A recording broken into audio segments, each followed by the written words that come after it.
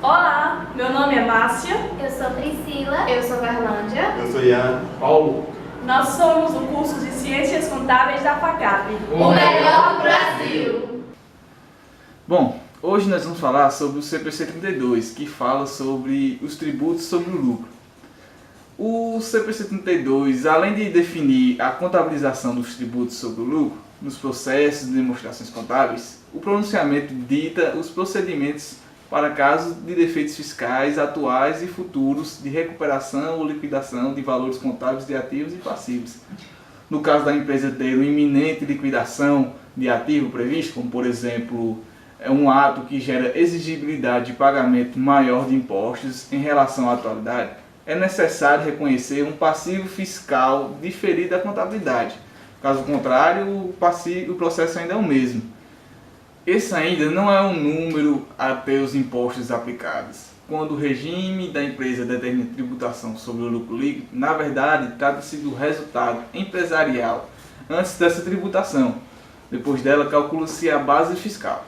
Então, por essa base de cálculo ser apurada e as deduções serem feitas, temos o lucro tributável. Caso não haja resultado líquido para ser tributado, temos um prejuízo fiscal. Além do resultado ou valor contábil do lucro tributável, há a base fiscal. Aqui é comum haver uma confusão entre os três termos, mas é possível sim que os números de dois ou mais deles sejam iguais. Em primeiro lugar, a base não é o mesmo que o lucro tributável. Ela é exatamente o valor sobre o qual os efeitos fiscais incorrem. Então, as deduções ou ativos podem determinar o lucro tributável diferente da base fiscal. Bom, esse termo diz respeito à diferença entre o valor contábil de ativo ou passivo e a base fiscal, se dividindo em tributável e dedutível. A primeira se refere a valores que influenciarão no lucro futuramente, após uma liquidação ou recuperação. Já a segunda tem como diferença o fato de ser relacionada a valores dedutíveis sobre a apuração do lucro tributável futuro, após algum evento ou operação. O tributo corrente é nada mais nada menos que o valor devido calculado sobre o lucro tributável. Caso haja prejuízo fiscal, ele pode se tornar o tributo recuperável.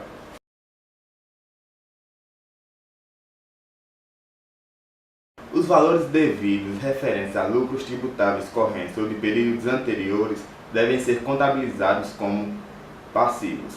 Então, tais passivos são diminuídos conforme os pagamentos são feitos e são extintos do circulante quando são todos compensados. Na hipótese de os pagamentos ultrapassarem o montante devido em competência atual ou exercícios anteriores, o reconhecimento desses valores deve ser feito como ativos fiscais.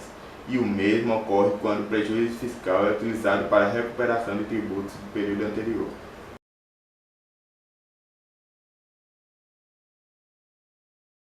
Para passivos fiscais diferidos, deve-se reconhecê-los em todos os casos em que houver diferença temporária tributária, exceto em reconhecimento de ágio com expectativa de rentabilidade, também sob denominação de goodwill, em reconhecimento de passivo que não seja uma combinação de negócios ou que não afete o lucro contábil ou tributável. Já os ativos fiscais diferidos devem ser contabilizados dessa forma, para as diferenças temporárias dedutíveis, quando for possível provar a ocorrência de lucro tributável futuramente. Assim como no reconhecimento dos passivos diferidos, há uma exceção quando o ativo diferido não vem de uma combinação de negócios ou não influencia resultados contábeis ou tributáveis.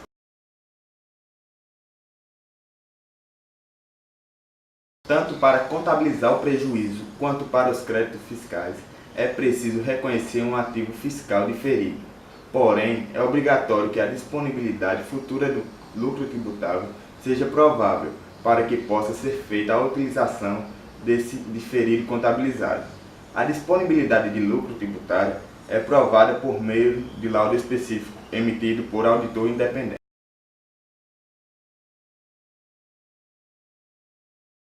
A despesa tributária pode envolver diferentes elementos, pré e pós-lucro, e todos eles devem ser colocados nas demonstrações separadamente, como despesa corrente, ajuste de tributos reconhecidos para exercícios anteriores, despesa de tributos diferidos relacionada com diferenças temporárias, despesa de tributos diferidos relacionada com alterações de alíquotas tributárias ou novos impostos, benefícios advindos de prejuízo fiscal, crédito tributário ou diferença temporária na contabilidade em exercício anterior para redução de tributo diferido ou tributo diferido consequente de suspensão ou reversão de ativo diferido.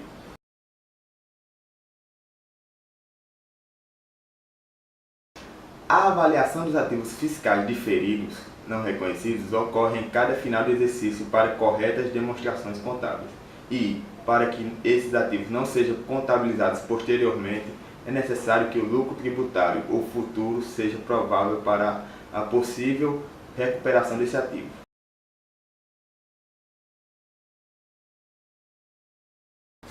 Há a possibilidade de que pontos diferentes de lucro tributável tenham diferentes alíquotas aplicadas.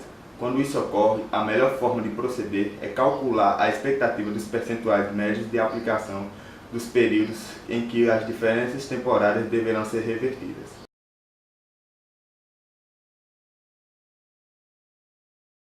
Essa medição para ativos e passivos fiscais diferidos precisa demonstrar as expectativas da empresa em relação a eles no final do exercício de contabilização, na liquidação ou recuperação de ativos ou passivos.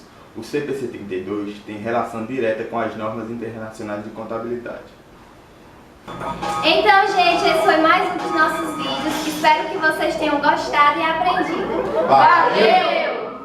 E a mãozinha? Ninguém fez, eu fiz. Eu fiz. Da outra vez só vi mãozinha. Eu tô bem assim, ó.